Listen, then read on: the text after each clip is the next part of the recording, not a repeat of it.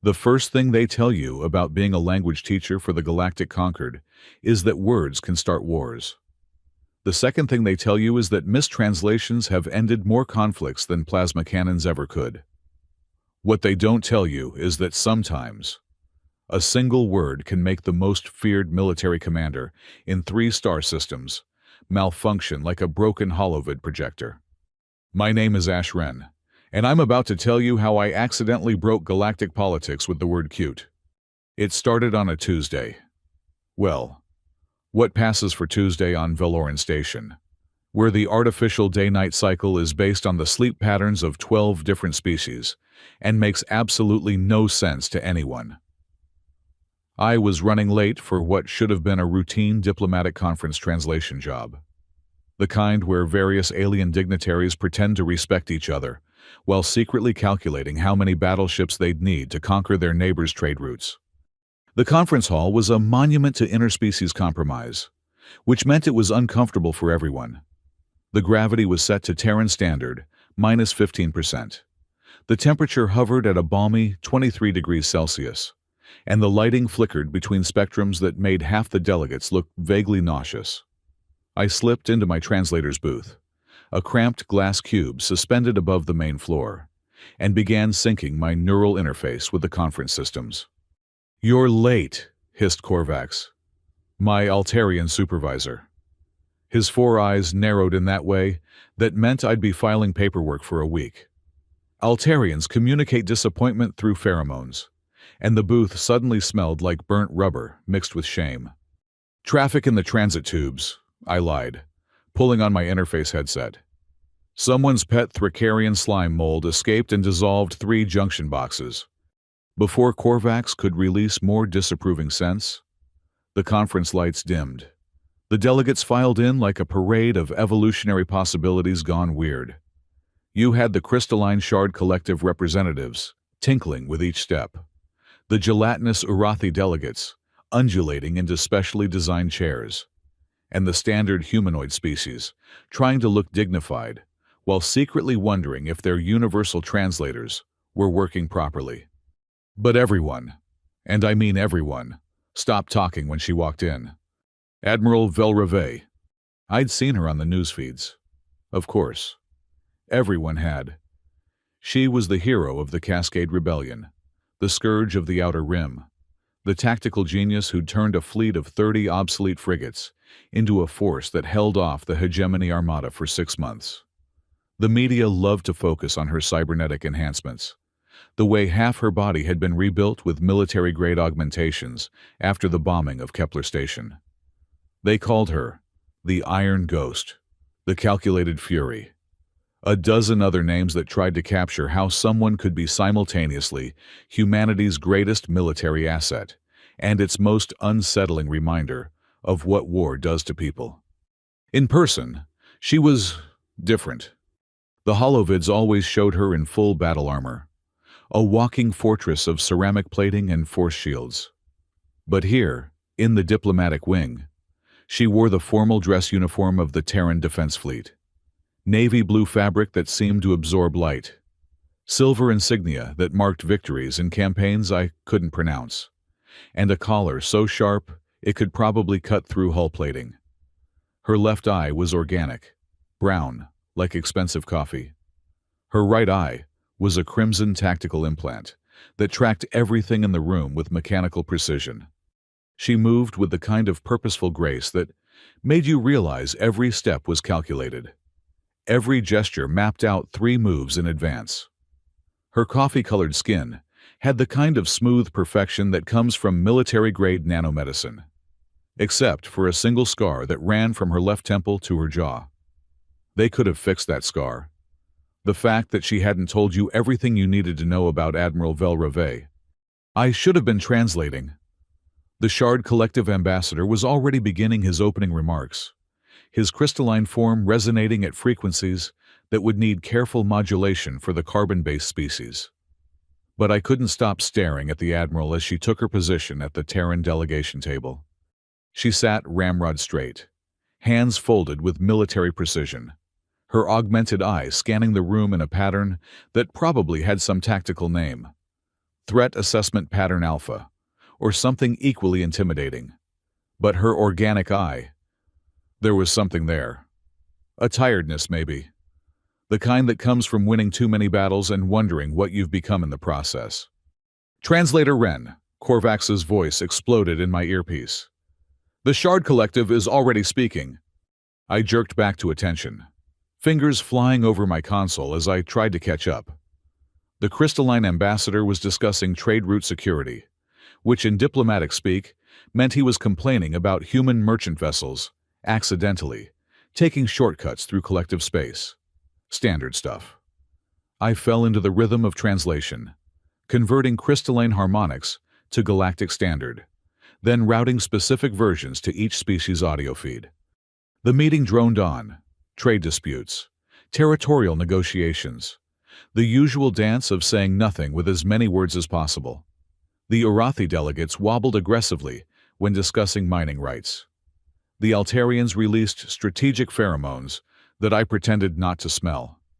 And through it all, Admiral Vey sat perfectly still, like a statue carved from military discipline. It was hour 3 when things went sideways. The topic had shifted to military cooperation, specifically, the integration of human soldiers into multi-species combat units. This was touchy territory. Humans had only been part of the galactic concord for 50 years. But we'd earned a reputation. Where other species had evolved past physical conflict, perfecting diplomacy, or developing non-lethal deterrence, humans had somehow retained what xenobiologists politely called aggressive problem-solving capabilities.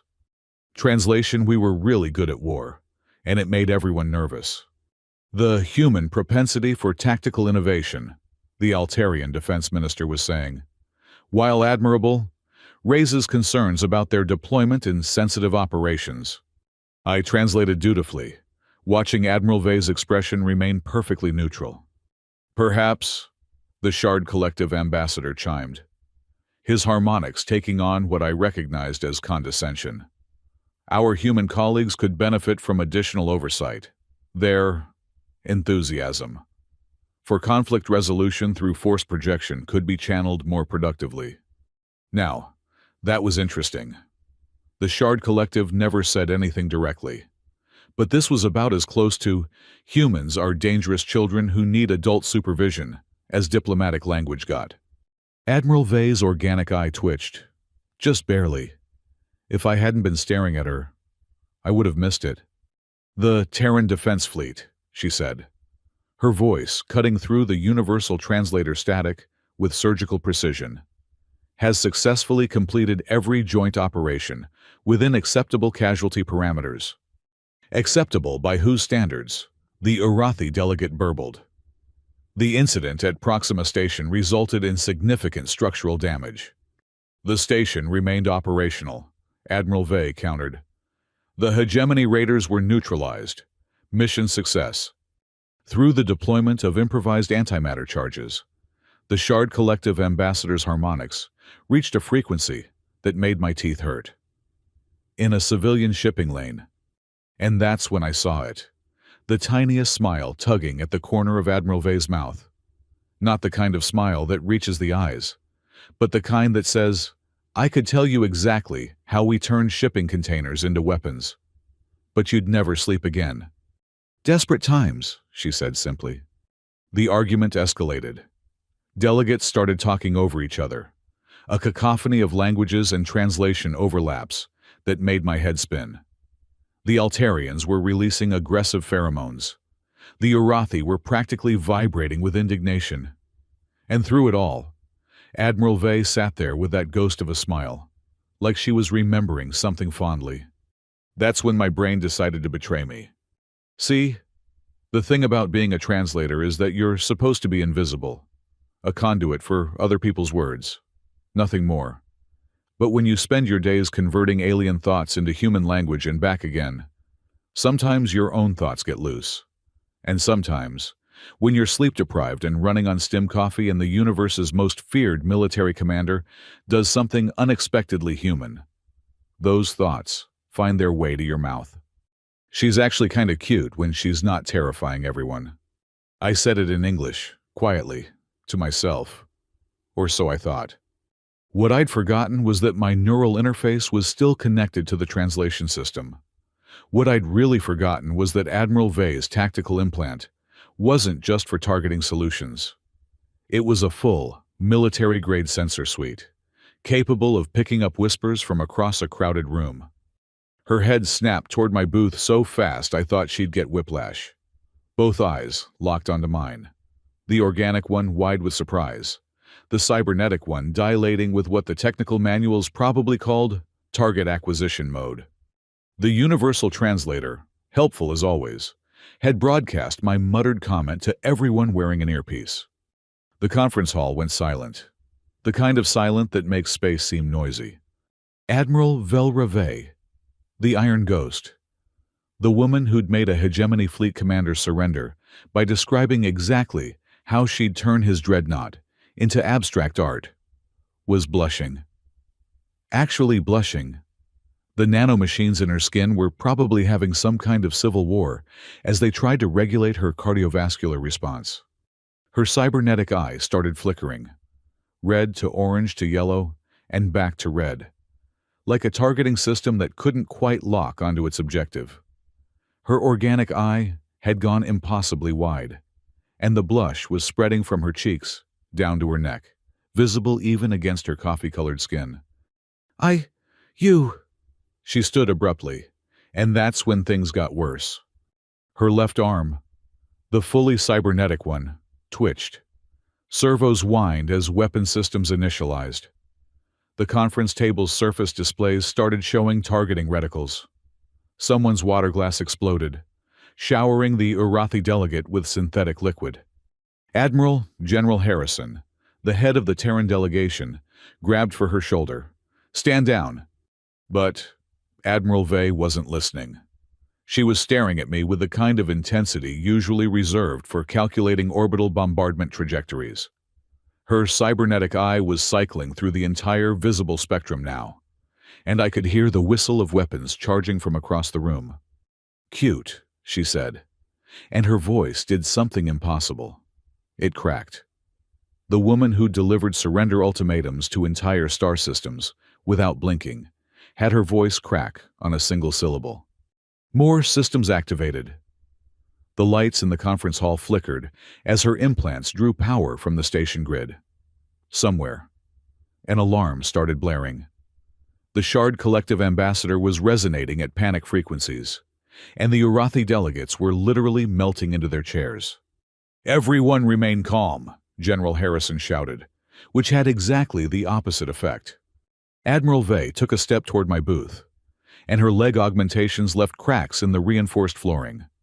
Her weapons arm was fully deployed now, revealing at least 3 different types of projectile weapons I didn't have names for. But the expression on her face wasn't military fury. It was something between confusion, embarrassment, and the kind of system error that makes computers show you the blue screen of death. "You called me." She stopped, shook her head like she was trying to clear it. "No one calls me." And then, because the universe has a sense of humor darker than a black hole, she shot the conference room ceiling. Not intentionally. At least, I don't think it was intentional. But her weapons system discharged something that looked like concentrated starlight, punching a hole through 3 levels of station armor and venting atmosphere into the emergency containment level above us. The station's emergency systems kicked in. Blast doors slammed shut. Force fields shimmered to life. And everyone who wasn't augmented with military-grade stabilizers got thrown to the floor by the sudden pressure change. Through all the chaos, screaming, and general pandemonium, I couldn't help but notice that Admiral Vey was still staring at me. Her weapons were powering down. Her cybernetic eye had settled on a soft pink color I didn't know it could achieve. And she looked lost. "Security," General Harrison was yelling. "Medical team to Conference Hall 7. Someone shut down the Admiral's combat systems." "I'm fine," Admiral Vey said, though she was clearly anything but. I need..." She turned and walked out. Not ran. Walked. through a conference hall full of panicking delegates, past security forces rushing in, her steps leaving those cracks in the floor like breadcrumbs. At the door, she paused and looked back at me.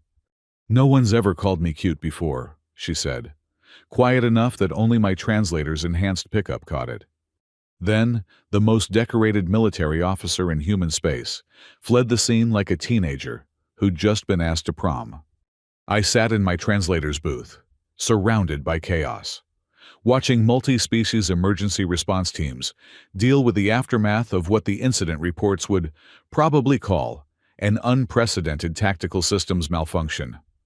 Korvax appeared at my booth door, all four eyes showing expressions I didn't have names for. "Translator Wren," he said, his pheromones somehow conveying exhaustion, disbelief, and impending paperwork all at once.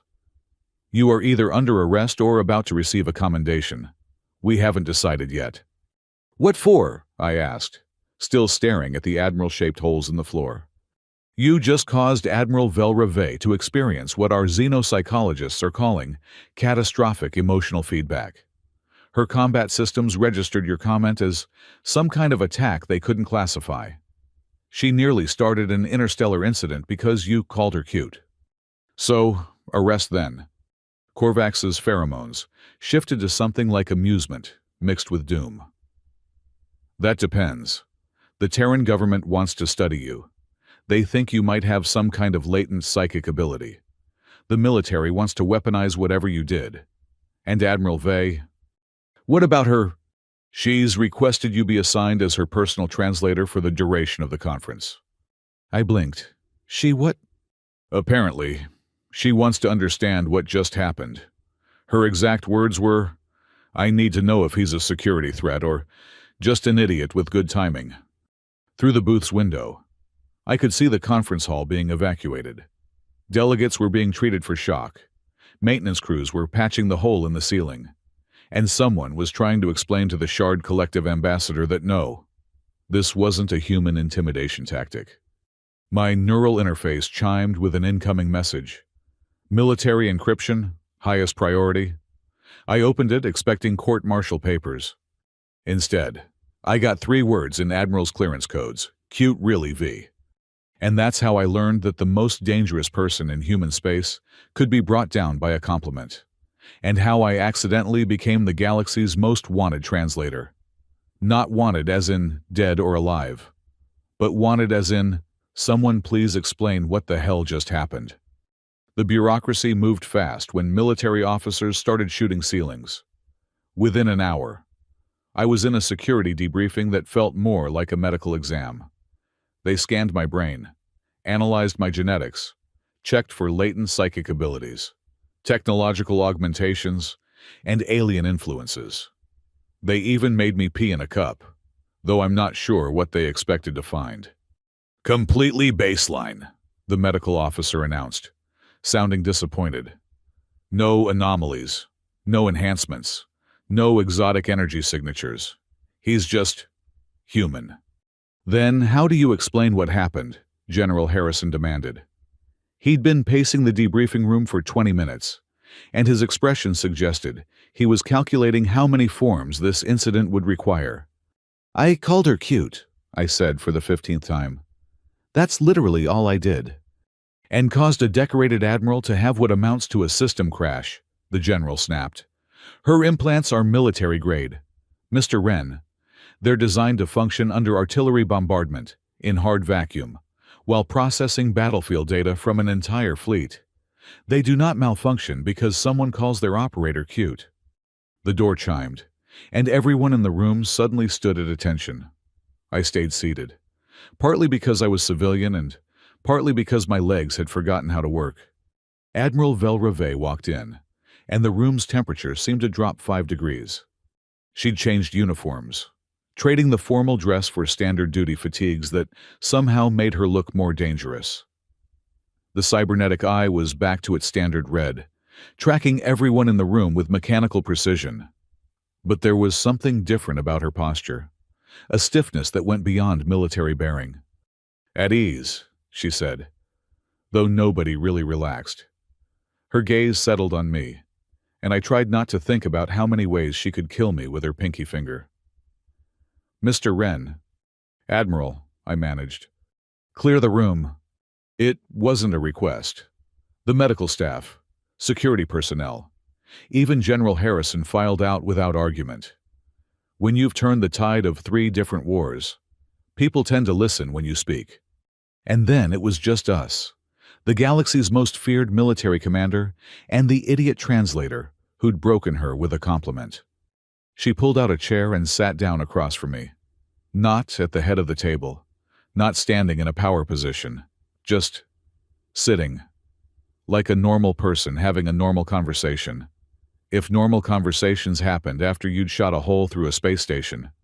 "Do you know what these are?" She gestured to her augmentations. "Military cybernetics," I answered. "Enhanced strength, targeting systems, battlefield integration suite." Partial credit.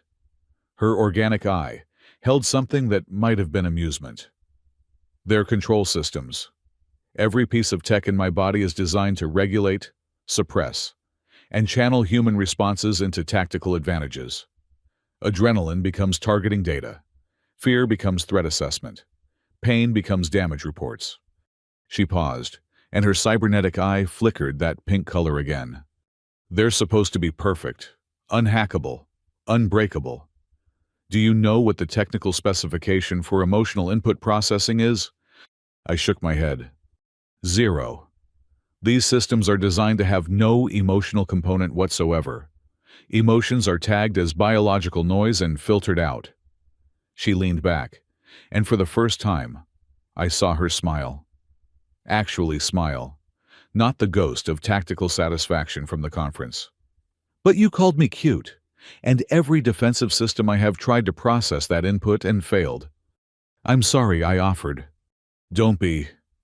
Do you know how long it's been since I felt anything that my systems couldn't immediately categorize and suppress?" The question hung in the air between us. I thought about what it meant. Having your humanity filtered through military hardware. Every feeling reduced to tactical data. Every human moment processed into strategic advantage. 6 years, she said quietly.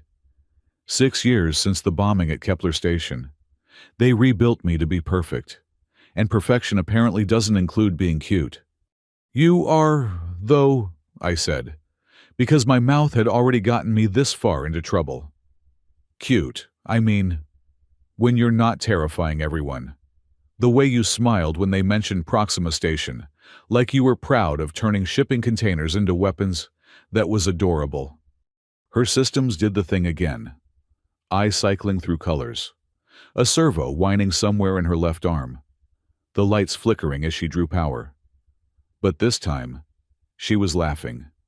Actually laughing, while her combat systems threw what I could only describe as a mechanical tantrum. "Stop," she managed between laughs. "You're going to make me shoot something again." The ceiling had it coming. The ceiling was structurally offensive. She got herself under control, though her cybernetic eye kept that pink tinge. "This is impossible. I've been shot, stabbed, irradiated, thrown out of airlocks, and my systems adapted to everything. But you..." "I'm just a translator." "No." She leaned forward, and her expression turned serious. "You're either the most dangerous person I've ever met, or the luckiest idiot in the galaxy. Either way, I need to understand what's happening. Hence the personal translator request. Partly. Also." She hesitated, and I realized I was watching Admiral Velreve, Terror of the Outer Rim, look uncertain. It's been 6 years since someone saw me as anything other than a weapon. I'd forgotten what that felt like. The door chimed before I could respond. General Harrison's voice came through the comm. "Admiral, we have a situation." Her posture shifted immediately. The uncertainty vanished, replaced by military precision, but the pink in her cybernetic eye remained. "What kind of situation?" she asked. "The incident has gone viral on the galactic net. Someone leaked the conference footage. The entire Concord is watching Admiral Vey malfunction because translator Wren called her cute. I winced. How bad?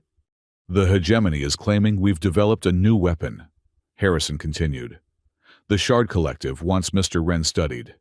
The Urathi are petitioning to have him banned from diplomatic functions. And Admiral Vey prompted, the Terran Senate wants to know if we can weaponize whatever he did.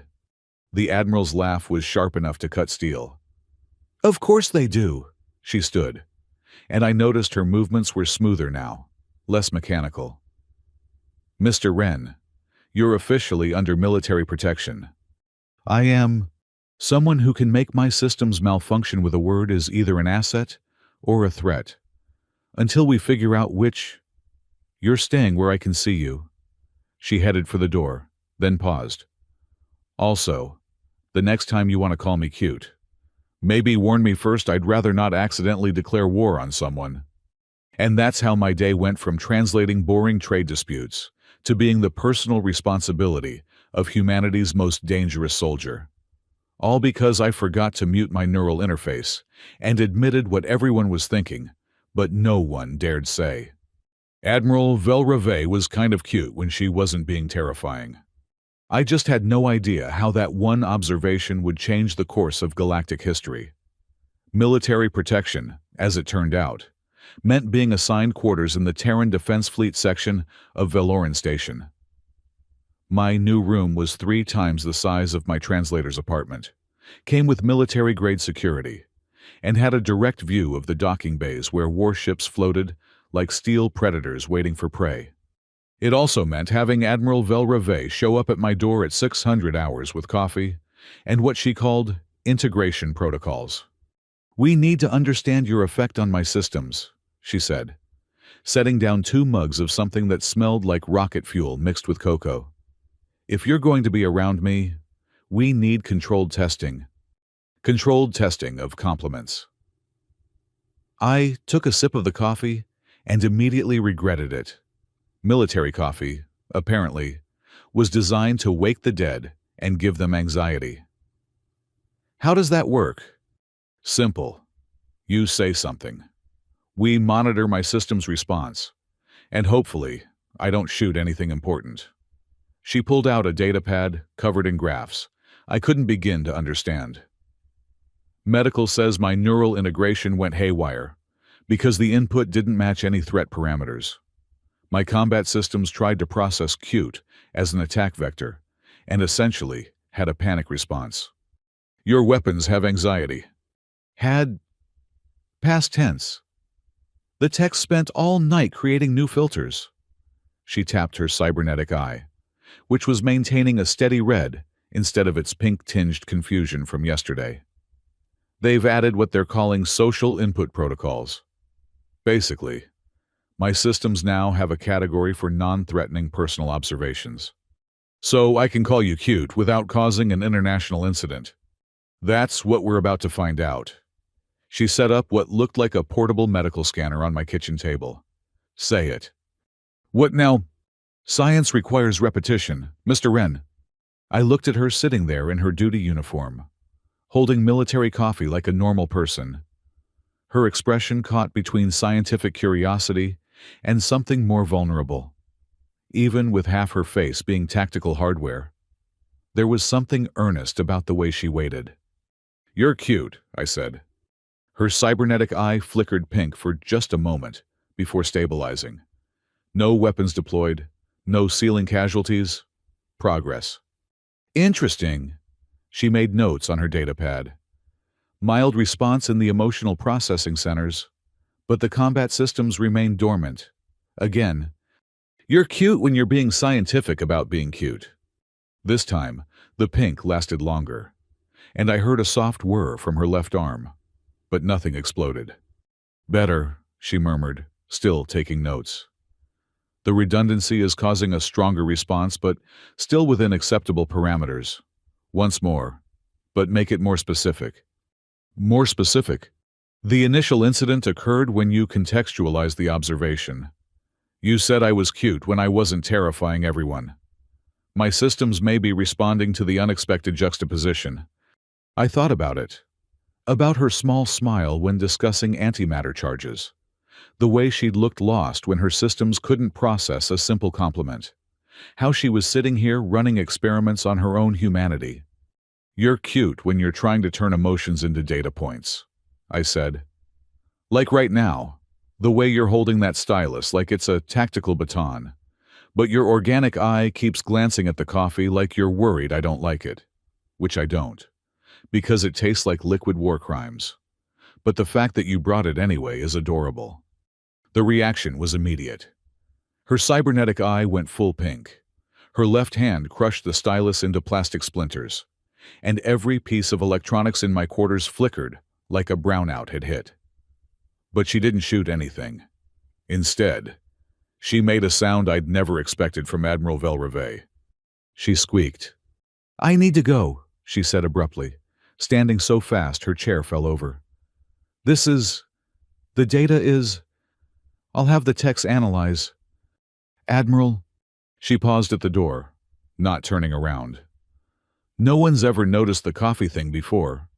Then she fled, leaving me with 2 mugs of terrible coffee, a broken stylus, and the growing realization that the most dangerous woman in human space might be more human than anyone gave her credit for. The next 3 days fell into a pattern. Admiral Vey would arrive each morning with increasingly terrible coffee and new experiments. We discovered that direct compliments caused moderate system interference. Contextual observations triggered stronger responses. And anything involving the word adorable made her combat suites throw what could only be described as digital tantrums. "Your engineers must hate me," I said on day 4, watching her cybernetic eye do its pink shift dance after I'd mentioned how she sorted her data pads by color. "They're fascinated, actually," she replied, trying to look stern while her augmented hand kept twitching. "You're the first recorded case of someone causing cascade failures in military hardware through purely social interaction. There are 3 doctoral theses being written about you." "Great. I'll be famous for breaking the unbreakable Admiral with nice words." "You didn't break me." Her organic eye met mine, and there was something fierce there. "You reminded me I'm not just hardware." Before I could respond, her comlink chimed. The transformation was instant. Velreve, the person, vanished, replaced by Admiral Vey, tactical genius and walking weapon system. Her posture straightened, her expression hardened, and even the air around her seemed to militarize. "Vey here." I couldn't hear the other side of the conversation, but I watched her expression grow increasingly grim. When she finally closed the channel, the look she gave me made my stomach drop. "We have a problem," she said. "How much do you know about the Terran Biosecurity Act?" "The what?" She pulled up a holographic display from her wrist unit. Legal text scrolled past, dense with the kind of language that made simple things complicated and complicated things impossible to understand. 20 years ago, when humans were still proving ourselves to the conquered, there was an incident. A private military contractor tried to sell genetically modified human soldiers to the highest bidder. The conquered shut it down, but not before 300 people were transformed into living weapons and sold across the galaxy. "That's horrifying." "It gets worse. The act was supposed to prevent it from happening again. No human could be modified and sold. No human could be classified as military hardware." She gestured to herself. But there were loopholes, medical necessity, voluntary augmentation, gray areas big enough to fly a dreadnought through. "What does this have to do with us?" She pulled up another display. This one showed what looked like a political forum. Delegates from various species arranged in tiers. At the center, a human in an expensive suit was speaking passionately. "That's Senator Morrison," Velra explained. "He's been pushing for a new classification system, something called Asset Class H. It would legally designate certain humans as military resources rather than citizens. That's slavery with extra steps." "That's exactly what it is. But he's framing it differently. Voluntary service contracts, enhanced compensation, glory of serving the greater good. And he's getting support. The display shifted to show voting projections. Too many species were marked as considering or leaning favorable. The Concord thinks humans are too good at war, Velra continued. Some species want to control that capability. Others want to buy it. Morrison is telling them they can do both, legally and ethically. But that's insane. The Concord would never. The same Concord that nearly classified me as equipment after Kepler Station. Her cybernetic eye flashed.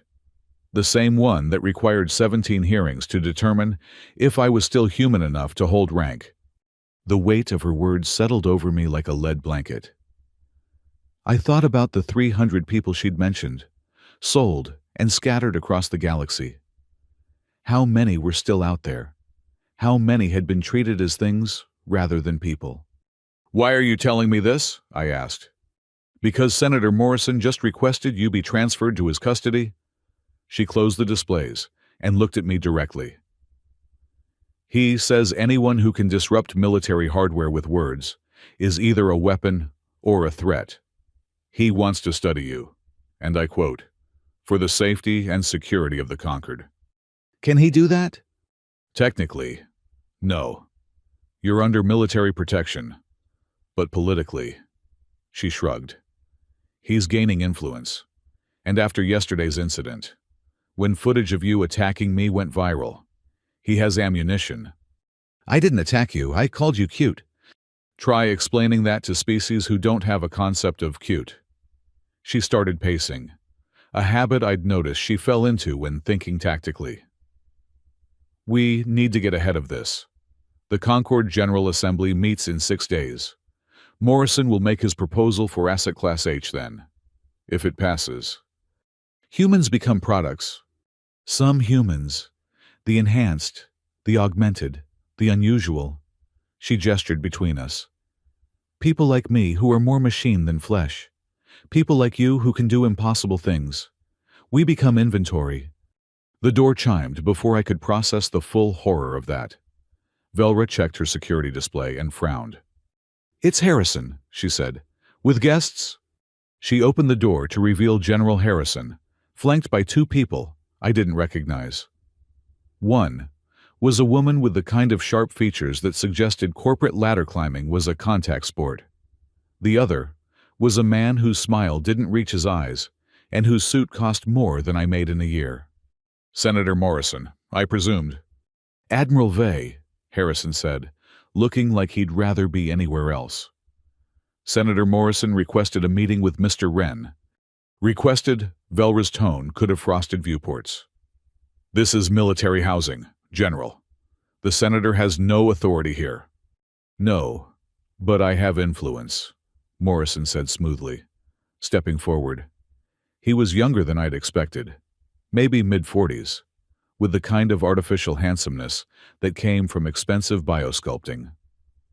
"And I'm here with an offer, not demands." "An offer," Velra repeated flatly. "For Mr. Wren." He turned to me, and his smile widened. "You've caused quite a stir, haven't you? The man who can break military hardware with words? Do you have any idea how valuable that makes you?" "I'm not for sale," I said. "Of course not. That would be barbaric." He pulled out a sleek datapad. "I'm offering you a position, consultant to the Security Committee. Help us understand your ability. Help us protect the Concord from others who might have similar talents. The compensation would be substantial." "And if I refuse?" His smile never wavered. "Why would you? You'd be serving humanity, advancing science, ensuring the safety of billions, unless—" He glanced at Velra. "You've been influenced by certain radical elements who oppose progress." Velra's hand moved slightly, and I heard the barely audible whine of a weapon system warming up. Morrison's companion, the sharp-featured woman, touched something on her belt. A personal shield, probably. "Careful, Admiral," Morrison said softly.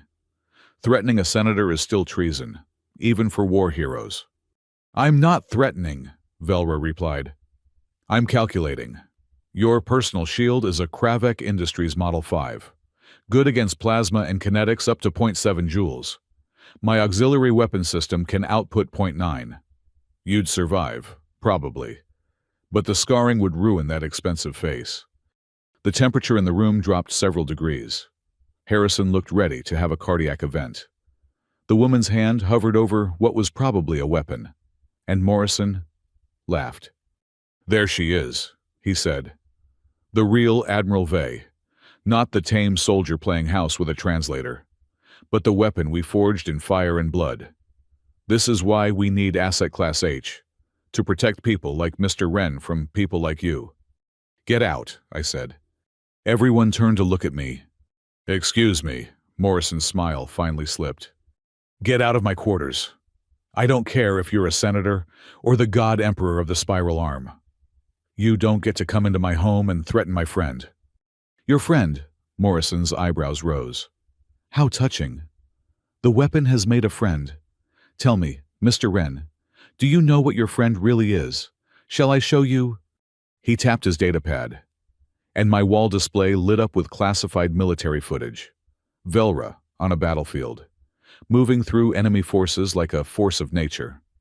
Bodies fell around her, torn apart by weapons I couldn't name. Her face was blank, emotionless, as she carved through living beings like they were training dummies. Behold the Iron Ghost, Morrison narrated. 300 confirmed kills in the Cascade Rebellion alone. Entire ship's crews eliminated. Cities pacified. This is what stands beside you. This is what calls itself your friend. I looked at the footage, then at Velra. Her expression was stone, but her organic eye held something fragile. I know exactly who she is, I said.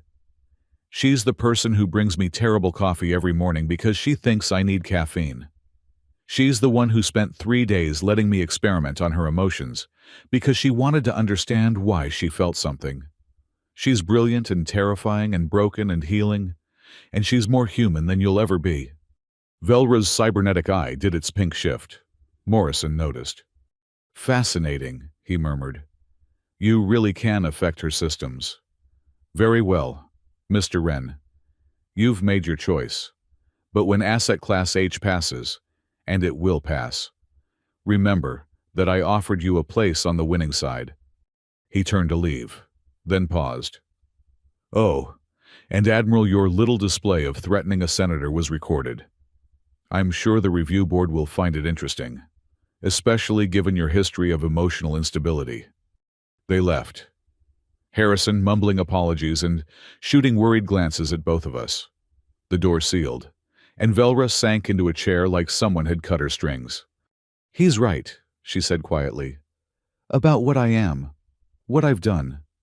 He's an ass. An ass with political power and a plan.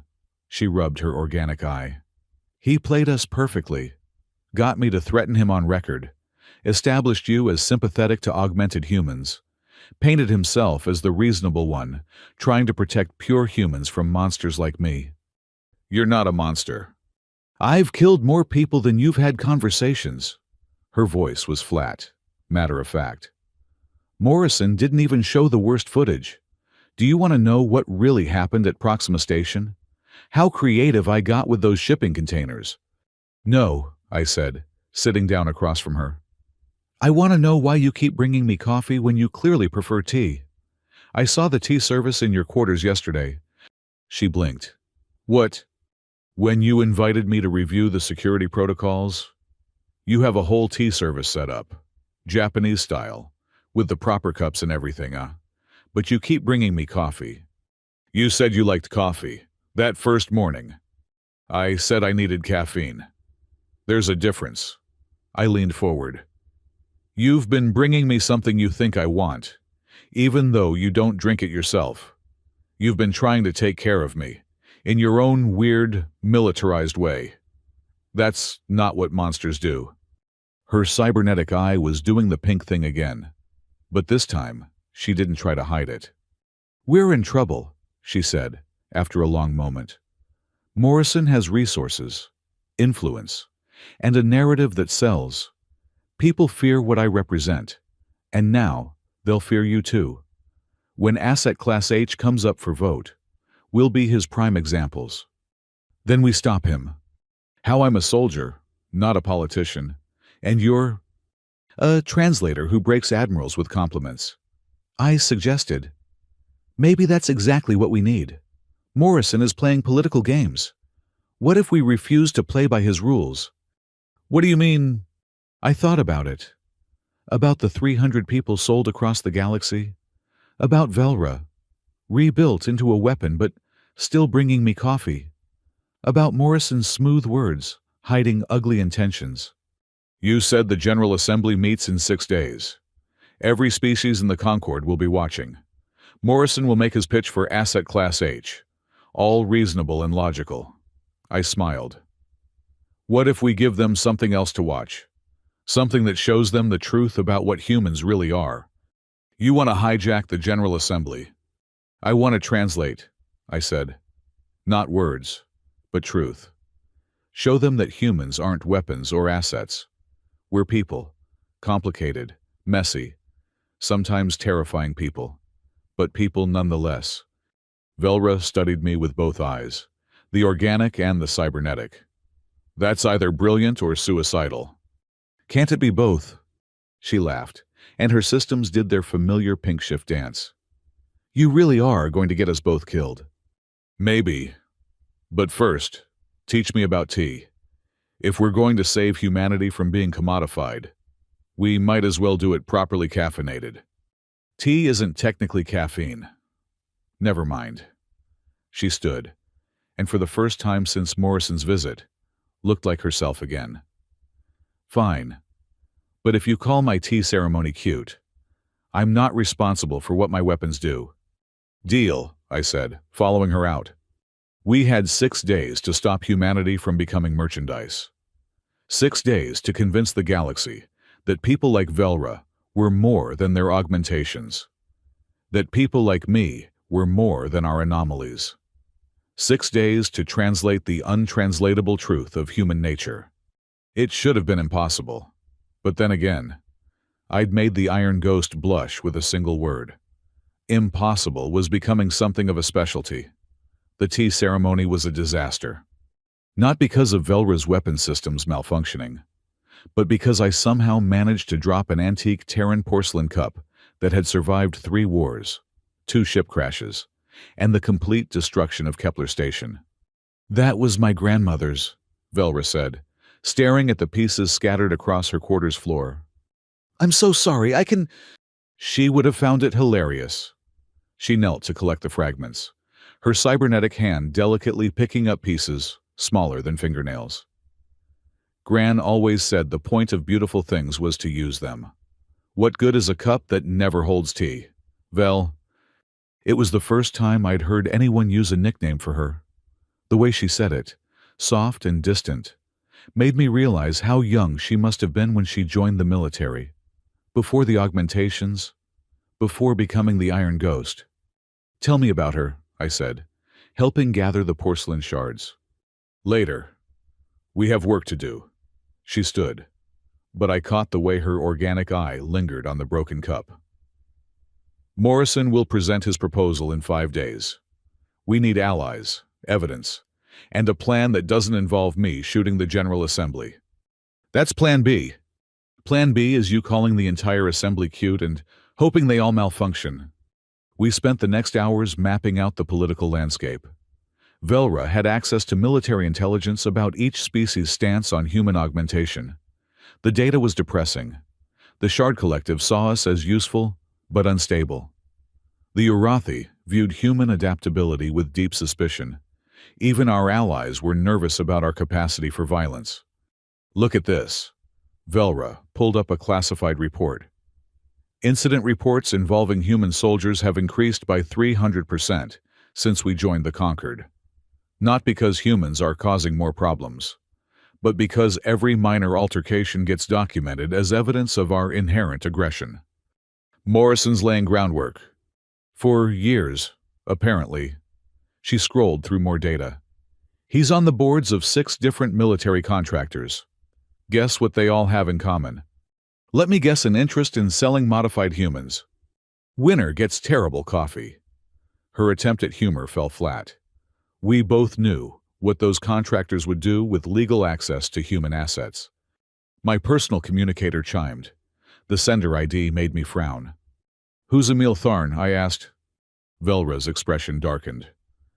Investigative journalist. Smart, ruthless, and completely immoral. Why is he contacting you? I opened the message. It was brief. I know what Morrison is hiding. Meet me in the lower markets. Come alone. Bring the Admiral if you want, but she'll scare away my source. It's a trap, Velra said immediately. Or an opportunity. I stood up. We need evidence against Morrison. Maybe Tharn has it. Maybe Tharn is working for Morrison. Maybe this is how they remove you from the equation. Her tactical systems were spinning up, the soft whine of weapons checks filling the air. I'm coming with you. He said you'd scare the source. Good. Fear is an excellent motivator for honesty. The lower markets of Velarin Station were a sensory assault. Every species in the Conquered maintained shops here, selling everything from exotic foods to black market tech. The air recyclers couldn't quite handle the mix of atmospheres, creating pockets of methane, oxygen, and stranger gases that made breathing an adventure. We found Tharn in a tea shop run by a 6-armed Altarian who looked deeply offended by our presence. The journalist was human, dark-skinned, with the kind of augmented eyes that suggested he saw in spectrums normal humans couldn't imagine. His smile reminded me of Morrison's, too practiced to be genuine. The famous Ash Wren, he said, gesturing to chairs that looked designed for species with different spine configurations. And Admiral Vey. How delightful. Though I specifically said, You said I'd scare your source, Velra interrupted, sitting down with military precision. Your source isn't here. This is theater. Tharn's smile widened. Caught me. The source already delivered their information, but I thought a dramatic meeting would be more newsworthy. You're recording this, I realized. Everything. Always. He tapped his augmented eyes. The public loves a good story. War hero and her unusual companion meeting shadowy journalist. In seedy establishment, it writes itself. What do you want? Velra's tone could have frozen hydrogen. The same thing you do. Morrison's head on a political platter. He pulled out a secure datapad. The man's been planning Asset Class H for over a decade. Shell companies, illegal human experimentation, buyers already lined up across 3 systems. I have it all. Then why haven't you published? I asked. Because data is boring. People don't care about shell companies and financial transfers. He leaned forward. But they care about stories. A war hero fighting for humanity's freedom. A translator who can break military systems with kindness that sells. We're not your entertainment, Velra said. No. You're my weapon. His augmented eyes shifted, showing us recordings. Morrison has been careful. Every crime filtered through proxies. Every victim silenced or disappeared. But he made one mistake. He kept trophies. The images that flashed across his eyes made my stomach turn. Humans, modified beyond recognition. Children with weapons grafted where arms should be. Adults rebuilt into living computers. Their consciousness trapped in metal shells. Where? Velra's voice had gone deadly quiet. A private facility in the Kruger system. Officially a medical research station. Unofficially, Morrison's prototype factory. Tharn's smile had vanished. 23 subjects still alive. If you could call it living. I felt Velra's rage like a physical force. The air around her seemed to vibrate with barely contained violence. Every piece of tech in the tea shop flickered as her systems drew power. Give us the location, she said. After you give me the story. Tharn leaned back. Exclusive interviews. Full access to your mission. The galaxy needs to see what you find there. You're using those people's suffering for views, I said, disgusted. I'm using their suffering to stop Morrison. Sometimes the only way to kill a monster is to show everyone what it looks like in the light. He stood. You have 4 days before the assembly meets. I'll send coordinates after you agree to my terms. Oh, and Mr. Wren, you might want to teach the Admiral about emotional regulation. Her weapons are showing. He was right. Velra's left arm had partially deployed, revealing weapons I didn't have names for. The other patrons were backing away, and the 6-armed owner was reaching for what looked like a security alarm. Velra, I said quietly, he's not worth it. She turned to look at me, and I saw murder in her eyes. Not the cold, calculated violence of a soldier, but raw, personal fury, the kind that came from recognizing your own story in those images. They're children, she whispered. I know, and we're going to save them. I reached out, hesitated, then placed my hand over her human one. But not by becoming what Morrison says we are. The weapons slowly retracted. The killing rage faded to something colder, more focused. She stood, pulling me with her. Send the coordinates, she told Tharn. Try to follow us, and I'll show you exactly what kind of monster I can be. We left the journalist in his tea shop, already dictating notes to his recording implants. The walk back to military quarters was silent, but I could feel Velra's tension like a third presence between us. 23 people, she finally said as we entered her quarters. He's been doing this for years, and we didn't know. How could you? Morrison's smart. He kept it hidden. I should have looked harder. She moved to her window, staring out at the stars. After Kepler Station, when they were rebuilding me, there were others in the medical ward, soldiers who'd lost too much to stay human without help. I always wondered what happened to the ones who didn't make it to military service. You think they ended up with Morrison? I think Morrison has been shopping for broken humans since before I became one. She turned from the window, and her expression made me step back. I'm going to that facility. We're going to that facility, I corrected. No, this is military action now. I'll take a strike team, extract the survivors, and give Morrison exactly what he wants, I interrupted. The Iron Ghost, violent and uncontrolled, proving that augmented humans are weapons that need to be leashed. I don't care what Morrison... Yes, you do. I moved closer, watching her cybernetic eye track my movement. You care because those 23 people deserve better than being poster children for his agenda. They deserve to be saved by someone who sees them as people, not casualties or evidence. I see them as people, she protested. Do you see yourself in them? The question hung between us like a blade. Velra, I've watched you for days now. Every time Morrison's proposal comes up, you don't talk about the victims as individuals. You talk about them as examples, as data points in his crime. Just like you talk about yourself.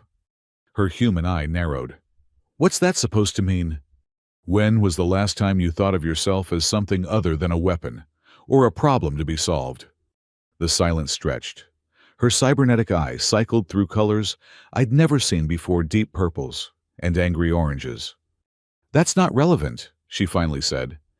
It's the most relevant thing in this room. I took another step closer.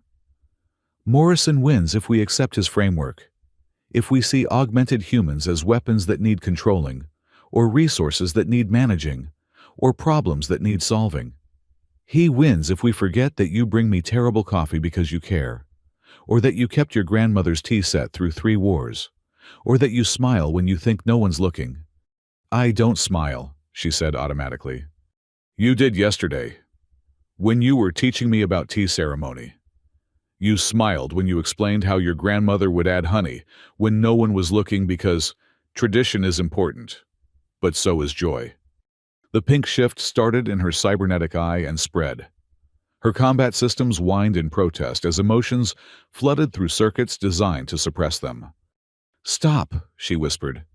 No, you want to save those 23 people? Then start by saving yourself. Stop being the weapon Morrison says you are, and be the person your grandmother loved. She died before I became this. The words exploded out of her. She never saw what they turned me into. Never had to watch her granddaughter become a thing that kills without thinking, that processes human lives as tactical data, that can't even be called cute without breaking down. The lights in her quarters flickered and died. Emergency power kicked in, bathing us in red light that made her cybernetic eye look like a burning coal. She'd be ashamed, Velra continued, her voice breaking, of what I am, what I've done, the people I've killed. Would she? I couldn't see clearly in the emergency lighting, but I heard the sob. Admiral Velra Vey, the Iron Ghost, terror of the Outer Rim, was crying. Her system screamed protests, alerts flashing across her augmentations as emotion overrode programming. I did the only thing that felt right. I hugged her. She went rigid, every weapon system coming online at once. For a moment, I thought I'd miscalculated fatally. Then she collapsed against me, human and machine. The most dangerous person in human space crying into my shoulder, while her combat systems threw error messages. I can feel them dying, she whispered. Every person I've killed. The augmentations record everything. Perfect memory. I can recall every face, every scream, every last breath. Morrison's right. I am a weapon. You're a person who was turned into a weapon, I said, holding her as her systems cycled through confusion. There's a difference. Weapons don't cry for their victims. Weapons don't keep their grandmother's tea set. Weapons don't malfunction when someone sees them as human. She pulled back, both eyes meeting mine in the red emergency light. How do you do that? Do what? See me, not the Admiral, not the Ghost, not the augmentations. You look at me and see me. Because that's all there is to see, I said simply. Everything else is just what they added, underneath. You're still Vel who puts honey in her tea when no one's looking. Her cybernetic eye did something new. It turned gold, warm and soft like sunset through atmosphere. I'd never seen that color in her systems before. We're going to save them, she said. It wasn't a question. All 24 of them, I agreed. She blinked. 23. 24. Those people in Morrison's facility. And you. I stepped back, giving her space. But we do it smart. We take Tharn's deal, document everything, and show the galaxy the truth. Not just about Morrison's crimes, but about who augmented humans really are. And who are we? People who deserve honey in their tea? She laughed, watery but real. The emergency lights flickered back to normal as her systems stabilized. You're either the best thing that's happened to me, or the worst. Can't I be both? Apparently that's your specialty. She moved to her communication console. I'll contact my team. We'll need medics, tech specialists, and someone who can handle Tharn without shooting him. So not you. Definitely not me, she paused. Ash, thank you for seeing me. Thank you for the terrible coffee. We spent the night planning. Velra pulled in resources I didn't know she had loyal soldiers who'd served with her through campaigns that would have broken lesser people. They arrived in ones and twos, slipping into her quarters like shadows.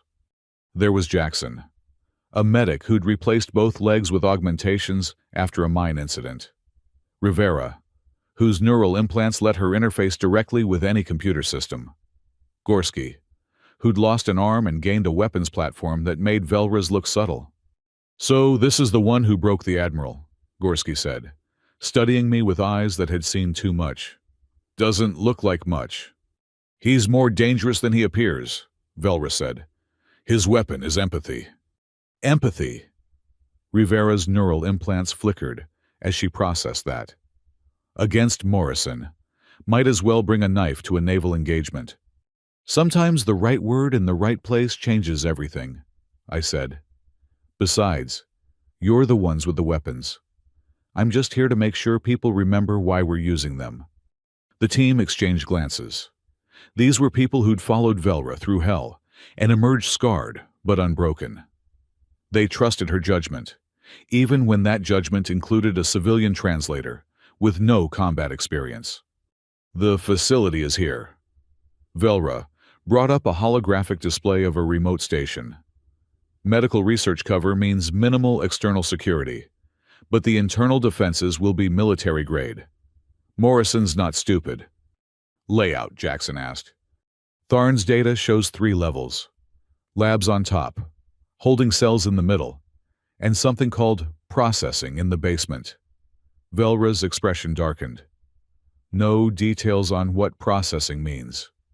Nothing good, Rivera muttered. We refined the plan through the night.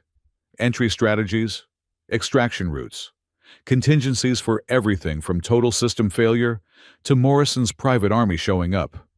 But underneath the tactical planning, I sensed something different in the room. These augmented soldiers weren't just following orders, they were invested. Why, I finally asked during a break. Why risk everything for 23 strangers? Gorski laughed, bitter and sharp. Strangers, kid. Every augmented human knows we're one policy change from being inventory. Morrison's just the first to say it out loud. We've all had the nightmare, Jackson added quietly. Waking up on a table while someone takes us apart to see how we work. Morrison made it real. The Admiral keeps us human, Rivera said, her implants casting strange shadows. When the augmentations take too much, when we forget what we were before the metal and modifications, she reminds us, sometimes with words, sometimes with fists, but she never lets us become just weapons. And now you're here for her, I said. We're here for us, Gorski corrected. All of us. Because if Morrison wins, we stop being people. We become products with service warranties and user manuals. Dawn came too soon. Tharn had sent the coordinates along with a message. The story of the century awaits. Try not to die before I can interview you. Charming, Velra muttered, suiting up in combat armor that made her look like death incarnate. Remember, Ash stays on the ship until we've secured the facility. That wasn't the plan. The plan doesn't involve you getting shot. She checked her weapons with mechanical precision. You're our witness, our translator of truth. Can't do that if you're dead. I wanted to argue, but the team was already moving. Soldiers with a mission, augmented humans fighting for their humanity. As they headed for the transport, Velra paused at the door. That thing you said about honey and tea? She didn't turn around. Gran would have liked you. Then, she was gone, leading her people to war against those who would make them property. I was left in her quarters with the ghost of her grandmother's approval, and the weight of 24 souls depending on our success. 4 days until the assembly, 23 people to save, 1 admiral to keep human. And somewhere in the cold between stars, Morrison waited with his contracts and classifications, ready to reduce us all to assets. But he'd made one mistake. He'd threatened the wrong people. He'd assumed augmented humans were weapons to be controlled. He'd never considered we might be something far more dangerous. We might be family. The transport ship's medical base smelled like antiseptic and despair. I stood frozen in the doorway, trying to process what I was seeing. 23 beds, each holding what Morrison had left of human beings. Don't stare, Jackson said quietly, moving between patients with practiced efficiency. They know how they look. But I couldn't help it. The woman in the nearest bed had arms replaced with data processing units. Her skull opened and expanded to accommodate banks of memory cores. Her eyes tracked my movement, fully aware, fully human, trapped in a body redesigned as a living computer. Can you understand me? I asked her. She tried to speak, but only static emerged from what had been her throat. Jackson handed me a tablet. Neural interface. She can type. Words appeared on the screen. I was an accountant. Morrison said he could enhance my calculation speed. He turned me into a spreadsheet. My hands shook. Behind me. I heard Tharn's camera drones whirring, documenting everything. Part of me wanted to smash them, to give these people privacy in their horror. But we needed the galaxy to see this. "What's your name?" I typed back. "Sarah. Sarah Park. Tell my daughter I'm still me inside. Please." I looked at Jackson, who nodded grimly. "We've collected names, next of kin. Everything we can. 15 of the 23 can still communicate. The others." He gestured to the back of the bay where the worst cases lay. "Morrison pushed them too far. They're conscious but can't interact anymore." Velra entered, her armor scorched from the facility assault. She'd removed her helmet, and her expression was carved from stone. "Ship secure. We'll reach Velorin in 6 hours." Her eyes found Sarah, and something cracked in her facade. "I'm sorry we didn't find you sooner." Sarah's response appeared on the tablet. "You found us. That's what matters." The next hours blurred together. I moved between the survivors, collecting their stories, their messages, their humanity.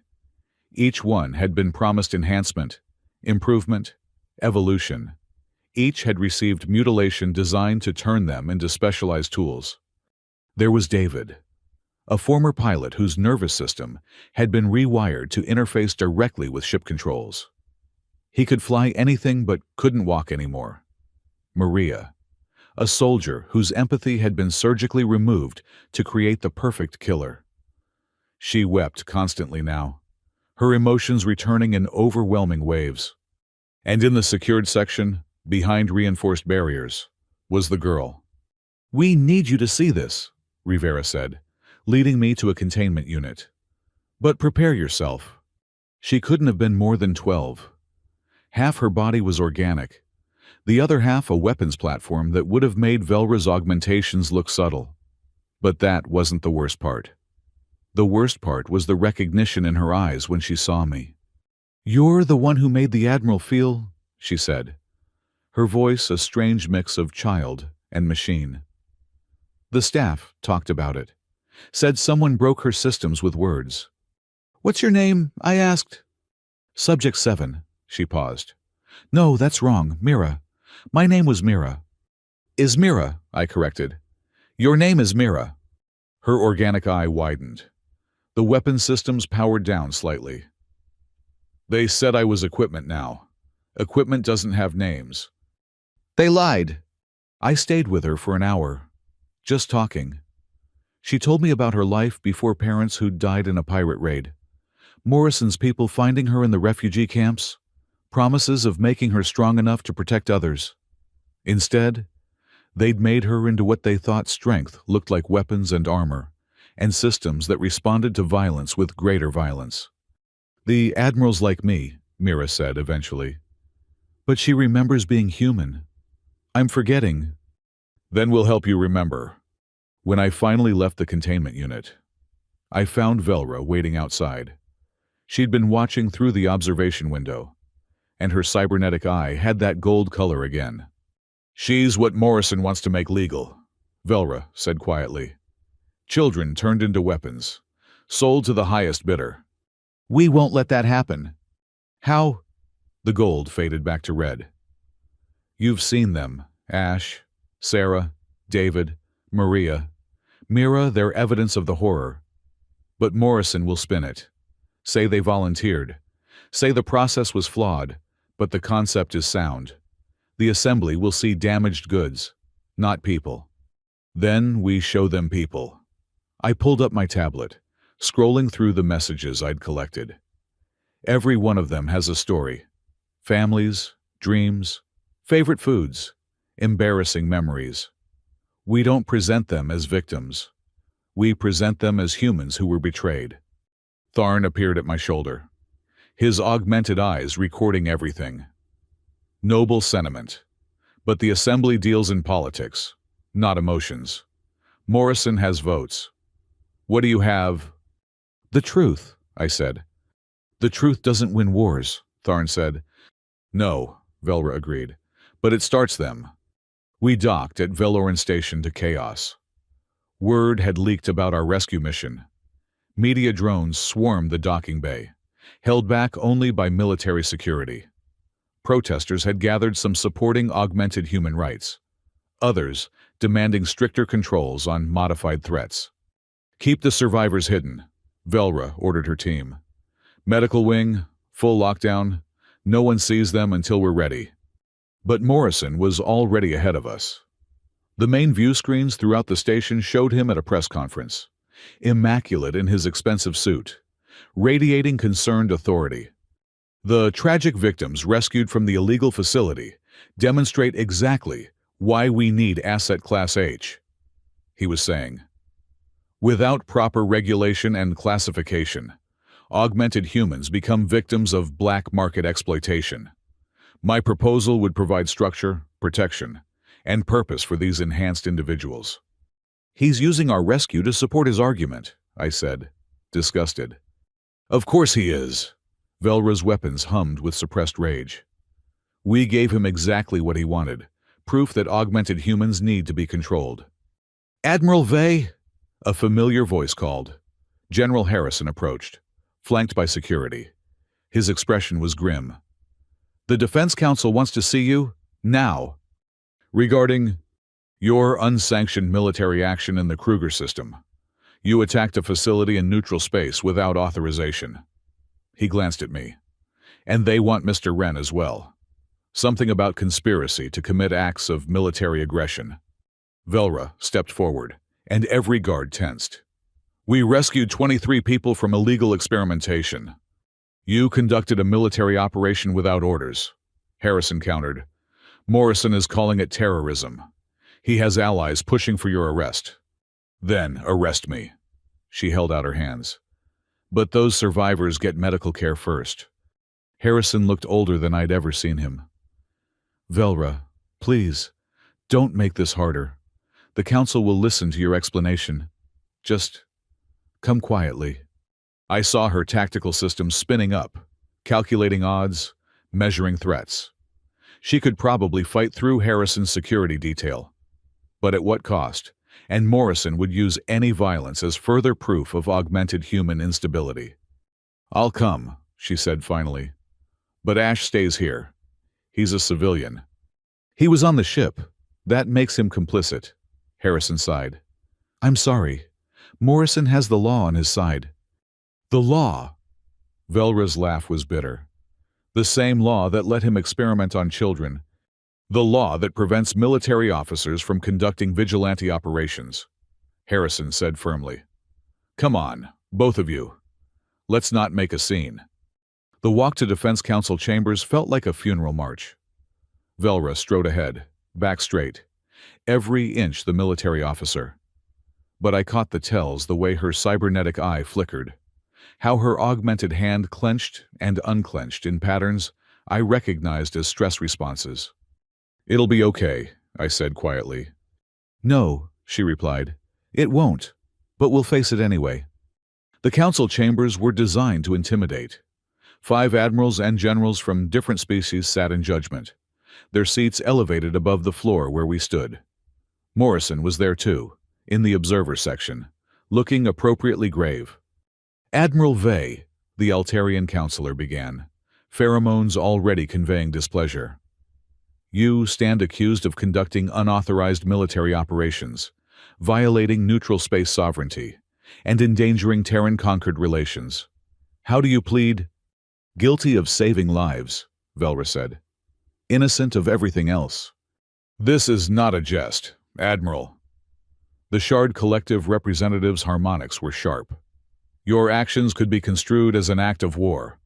"Against who?" I interrupted. Every eye in the room turned to me. The facility was illegal. The experiments were torture. Admiral Vey rescued Terran citizens from ongoing abuse. How is that an act of war? "Mr. Wren," the human counselor said coldly, "you're here as a witness, not an advocate." "Then let me witness." I pulled out my tablet. Sarah Park wants her daughter to know she's still human inside, despite being turned into a living computer. David Chen can fly any ship in the galaxy, but will never walk again. Mira is 12 years old, and has more weapons in her body than most battleships. Is that what we're calling legal now? The facility was operating without proper authorization, Morrison interjected smoothly. Which is exactly why we need Asset Class H, to prevent such tragedies through proper regulation. You knew about that facility, Velra said, her voice deadly quiet. Your financial records show transfers to its parent company. Charitable donations to medical research, Morrison replied. I had no knowledge of illegal activities. Liar! The word came from Mira, who stood in the doorway, flanked by Jackson and Rivera.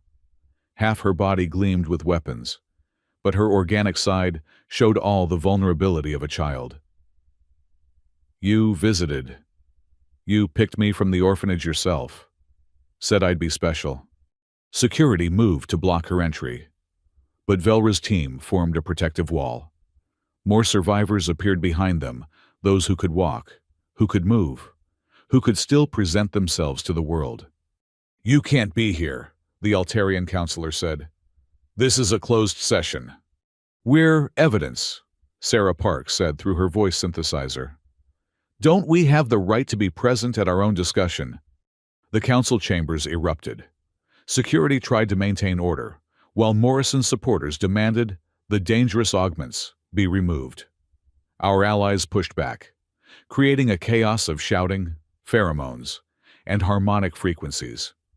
Through it all, Mira walked forward, 12 years old, half machine, moving with the certainty of someone who had nothing left to lose. She stopped in front of the council and did something that silenced the room.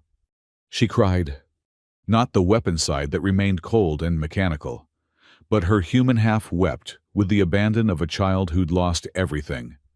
The contrast was devastating. One eye shedding tears while the other tracked targets. One hand reaching out for comfort, while the other contained enough firepower to level a building. I just wanted to be strong, she said between sobs. My parents died, and I couldn't protect them. He said he'd make me strong enough to protect others. But all I can do is hurt people now. I don't want to hurt people. I moved without thinking, stepping past security to kneel beside her. You don't have to hurt anyone. But that's what I'm for. That's what he made me for. She looked at Morrison. You said I'd be a hero. You said I'd save people. Morrison's composed mask finally cracked. The process had complications. You were an early prototype. Prototype. Velra's voice cut through like a plasma blade. She's a child, not a product iteration. She's a tragedy, Morrison said, regaining his composure. Which is why we need proper classification and control. Asset Class H would prevent such unauthorized modifications. Asset Class H would make her property, I said, standing but keeping one hand on Mira's shoulder. It would mean someone could buy her, sell her, use her. I looked at the council. Is that what the Concord represents now? Slavery with better paperwork? The human counselor leaned forward. The proposal includes protections. The proposal includes ownership transfer clauses. Rivera interrupted, her neural implants flickering as she accessed data. Section 47, subsection 9. Assets may be relocated based on strategic need. That's not protection. That's trafficking. More survivors pushed forward. David dragged himself on augmented arms since his legs wouldn't work. Maria shook with emotional feedback her modified brain couldn't process. Each one a testament to what happened when humans were seen as resources instead of people. Look at them, I said to the council. Really look. Not at the augmentations. Not at the modifications. Look at their eyes. See the people trapped inside. Sarah, who just wants to hug her daughter. David, who dreams of walking on a beach. Mira, who wants to be 12 years old instead of a weapons platform. They're not assets. They're not products. They're human beings who trusted the wrong people. Touching, Morrison said, but ultimately irrelevant. The modifications exist. The capabilities are real. Without classification and control, augmented humans pose an unquantifiable threat to stability. You want to see a threat? Velra stepped forward, and her weapons deployed fully. Not the partial displays from before, but her complete combat configuration. The Council security raised their weapons in response. I could eliminate everyone in this room in 43 seconds. I've run the calculations. Your security, your shields, your defensive positions, none of it would matter. The tension ratcheted up to breaking point. Fingers on triggers, weapons charging, the moment balanced on a knife's edge. But I won't, Velra continued, her weapons retracting. Because I'm not a weapon making tactical decisions. I'm a person choosing not to kill. That's what you can't classify. Morrison, choice, free will, the decision to be more than our modifications. Pretty words, Morrison said. But your threats prove my point. You're dangerous. Everyone's dangerous, I said. The Altarians could poison this entire station with the right pheromone combination. The Shard Collective could resonate at frequencies that shatter skulls. Humans without any modifications at all have been finding creative ways to kill each other since we climbed down from trees. Danger isn't the metric. Choice is. And what prevents augmented humans from choosing violence? The Shard representative asked. The same thing that prevents you from resonating us all to death. I replied. Conscience, empathy, community. The things that make us people instead of weapons. Mira tugged on my sleeve. Can I say something? The council looked uncertain, but the human counselor nodded. Proceed. She faced Morrison directly. You broke me. You took a scared little girl and turned her into this. But you know what? I'm still going to choose to be good. I'm going to choose to protect people instead of hurting them. Not because my programming says so, but because that's who I want to be. Her organic eye met his. You tried to make me a weapon, but Mr. Wren and Admiral Vey showed me I'm still a person, and people get to choose. The silence that followed was profound. Even Morrison seemed at a loss for words. The council will recess to deliberate, the Altarian counselor finally said. All parties will remain available for further questions. As security began herding people out, Morrison approached. His polished exterior showed cracks now sweating, tie askew. The look of a man watching his carefully laid plans crumble. You think you've won something here, he hissed. Emotional appeals won't change the fundamental issue. Augmented humans are weapons. The Assembly will see that. No, Velra said quietly. They'll see people. Broken, modified, transformed people, but still people. And that terrifies you, doesn't it, because you can own weapons? You can't own human souls. He turned to leave, then paused. 48 hours until the Assembly vote. Better hope your heartwarming rescue story holds up against political reality. After he left, we gathered in the medical wing. The survivors were receiving treatment, but the atmosphere was somber. We'd shown the council the human cost of treating people as assets. But would it be enough? I need to tell you something, Velra said quietly, pulling me aside. About the vote. About what Morrison isn't saying. What do you mean? She pulled up a secure display. Rivera's been digging. The Asset Class H proposal isn't just about future augmentations. It's retroactive. Every augmented human would be reclassified, including me, including them. She gestured to the survivors. We wouldn't be people anymore. We'd be inventory with serial numbers. The weight of it hit me like a physical blow. Not just preventing future horrors, but legally erasing the humanity of everyone already modified. How many? I asked. Thousands. Military augmentations, medical necessities, even voluntary enhancements. Anyone more than 30% modified would fall under asset classification. Her cybernetic eye dimmed. I'm 63% machine. In 48 hours. I might not legally be human anymore. I reached for her hand, the organic one. You'll always be human to me. That's not enough if the law says otherwise. But she squeezed my hand back. Ash, if this passes, you need to run. Morrison will come for you. Someone who can affect augmented humans like you do. You'll be studied, replicated, or eliminated. I'm not leaving you. You might not have a choice. A soft cough interrupted us. Mira stood there, looking small despite her weapon systems. Are we going to lose? Velra knelt to her level. Not if I can help it.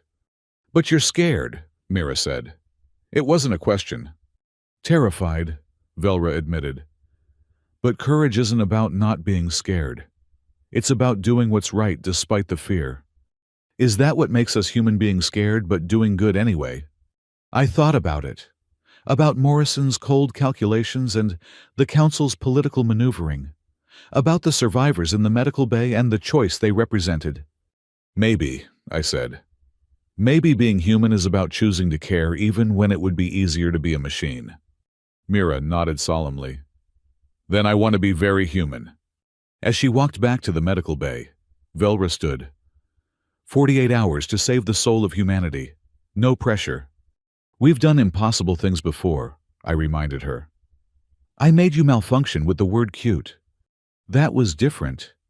That was just me. This is everyone. She looked through the observation window at the survivors.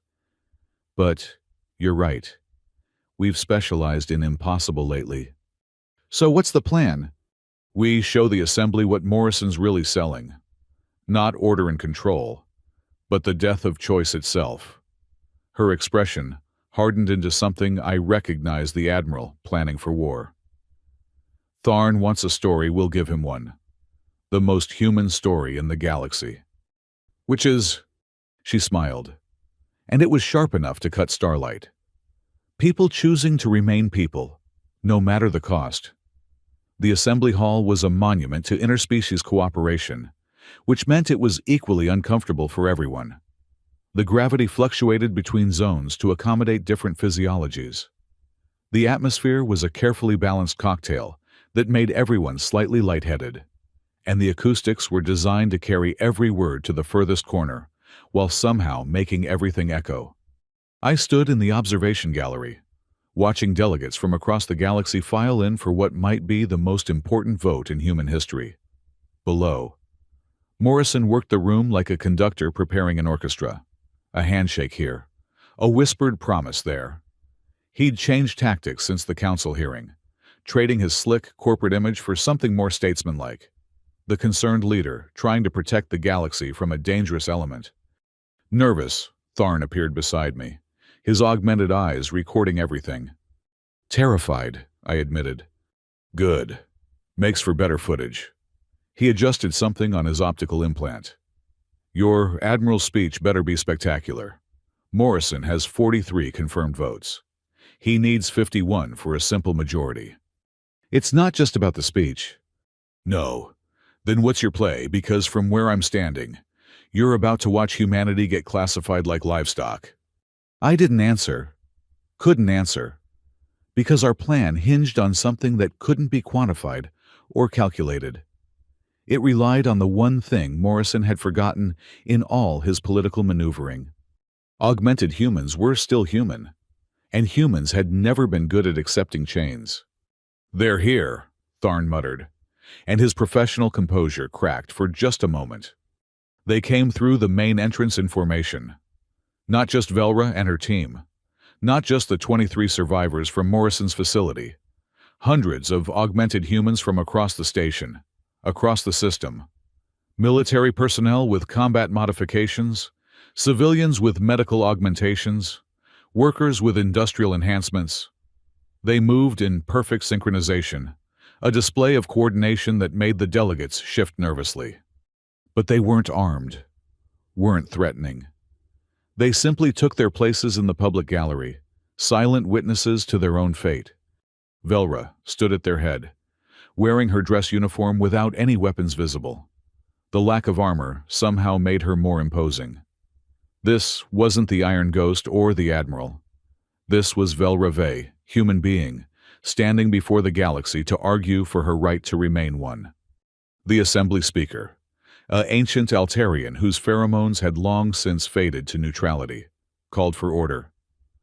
We convene today to vote on Proposition 2847C, commonly known as Asset Class H, regarding the classification and regulation of augmented humans. Senator Morrison, you have the floor for final arguments. Morrison rose smoothly, every gesture calculated. Honored delegates, we stand at a crossroads. The human capacity for augmentation presents unprecedented opportunities and unprecedented dangers. Without proper classification and control, we risk chaos. He activated a holographic display showing military statistics. Augmented humans represent less than 1% of the Terran population, but account for 78% of combat effectiveness. They operate outside normal human limitations, possess capabilities that blur the line between person and weapon. The display shifted to footage from various conflicts. Augmented soldiers tearing through defensive positions. Enhanced workers lifting loads that would crush normal humans. Modified pilots reacting faster than organic reflexes allowed. I do not propose this classification out of fear or prejudice, Morrison continued, his voice taking on a paternal tone, but out of necessity. Asset Class H provides structure, accountability, and purpose. It ensures that these enhanced individuals serve the greater good rather than their own augmented interests. Augmented interests, someone called from the gallery. You mean like wanting to remain people? Morrison didn't acknowledge the interruption. The recent incident at the Kruger facility demonstrates what happens without proper oversight. Illegal modifications, uncontrolled experimentation, suffering that could have been prevented with appropriate regulation. I watched Mira in the gallery, her small form rigid as Morrison used her trauma to support his argument. Her weapon systems were completely powered down, making her look even more vulnerable. Asset Class H is not about dehumanization, Morrison said, spreading his hands in a gesture of reasonableness. It's about recognition, recognizing that augmented humans are different, special, valuable. They deserve a classification that acknowledges their unique status and provides framework for their contribution to society. Contribution, Velra said quietly beside me. He means exploitation. Morrison concluded with a flourish. I urge this assembly to embrace progress, to provide safety and structure for all citizens, augmented and natural alike. Vote yes on Asset Class H, for order, for safety, for the future. The applause was scattered but present. Morrison had allies, carefully cultivated and precisely placed. As he returned to his seat, the speaker turned to our section. Admiral Velra Vey, you have requested to speak against the proposition. Velra stood, and the room shifted. Where Morrison had commanded attention through political theater, she drew it through sheer presence. The weight of every battle, every victory, every loss seemed to settle around her like a cloak. I've been many things, she began, her voice carrying without amplification. Soldier, admiral, weapon, monster, hero. But before all of that, before the augmentations and modifications, before the metal replaced flesh and circuitry replaced nerves, I was something else. I was human. She moved to the center of the floor, and I noticed she was limping slightly. Not from injury, but because she deliberately powered down her leg augmentations, forcing herself to walk on what remained of her original muscles. Senator Morrison speaks of classification and control. Let me tell you what those words really mean. She gestured to her cybernetic eye. This sees in 37 spectrums, can track 1,000 targets simultaneously, feeds tactical data directly to my brain. It cost me my right eye and half my skull. But it doesn't make me less human. It makes me a human who sacrificed part of herself to protect others. The display behind her activated, showing not military statistics, but personal photos. Velra as a child, before any modifications. Her grandmother teaching her tea ceremony. The bombing at Kepler Station. the months of surgery that followed. Every augmentation has a story, she continued. Private Jackson lost his legs saving civilians from a collapsing habitat. He chose prosthetics that would let him run back into danger to save more. Specialist Rivera's neural implants came after radiation exposure scrambled her organic brain. She could have accepted medical retirement, but chose modification to keep serving. More images, each augmented human in the gallery, before and after. The accidents, illnesses, and choices that led to their modifications. The human stories behind the metal and circuitry. Morrison wants you to see weapons. I ask you to see sacrifice. He shows you our capabilities. I show you our choices. Velra's organic eye swept the assembly. Yes, I can kill everyone in this room. So can Senator Morrison, with the right weapons or poisons or political manipulations. The ability to cause harm doesn't define humanity. The choice not to does. She turned to the gallery where the augmented humans sat. Stand up, all of you. They rose as one. Hundreds of modified humans. In the formal lighting of the assembly, their augmentations gleamed like stars. Look at us, Velra commanded the delegates. We are your soldiers, your workers, your citizens. We've bled for you, labored for you, sacrificed pieces of ourselves for the greater good. And now you debate whether we're still people. Admiral, the speaker interjected, please contain yourself to the matter at hand. This is the matter at hand. Her cybernetic eye flared red. Asset Class H isn't about organization or safety. It's about fear. Fear of what we represent. Fear that humanity might evolve beyond your ability to control it. Evolution requires guidance, Morrison called out. Without classification, we remain what we've always been. Human. Velra pulled up new images on the display. The survivors from Morrison's facility, but not as we'd found them. These were images from before, pulled from recovered data. Sarah Park at her daughter's birthday, David Chen winning a racing championship, Mira playing in a park with other children. These are the people Morrison's system would protect us from. An accountant who wanted to work faster, to spend more time with family. A pilot who loved flying more than walking. A child who wanted to be strong enough to help others. Her voice cracked on the last words. Tell me, delegates, at what percentage of modification does a person stop being a person? 30%, 50-90. She moved to stand directly before Morrison. Or is it not about percentages at all? Is it about control, about turning humans into resources you can allocate and manage? You're being dramatic, Morrison said coldly. No, I'm being human. Something you seem to have forgotten we're allowed to be. She turned back to the assembly. Asset Class H includes provisions for ownership transfer, mandatory service, breeding restrictions. It turns augmented humans into property with a technical manual. Is that the future you want?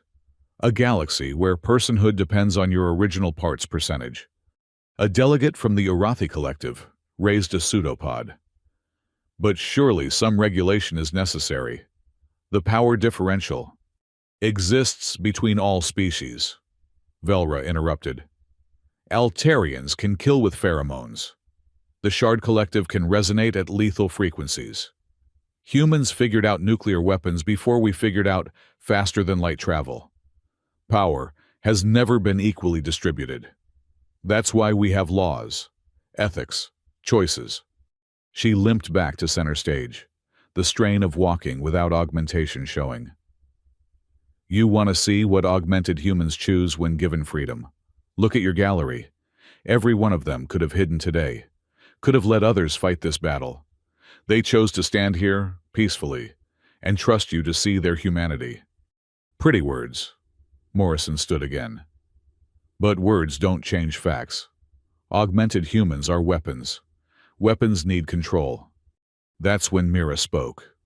She stood in the gallery, 12 years old and half machine, and her voice carried the weight of innocence betrayed. You made me a weapon. but I choose not to be one. The assembly hall fell silent. Every day, I wake up with enough firepower to level a city block, Mira continued. My targeting systems identify threats automatically. My combat protocols suggest optimal elimination patterns. But I don't fire. I don't hurt people. Because I choose not to. Because that's what makes me human. Not the meat and metal I'm made of. Other survivors began standing.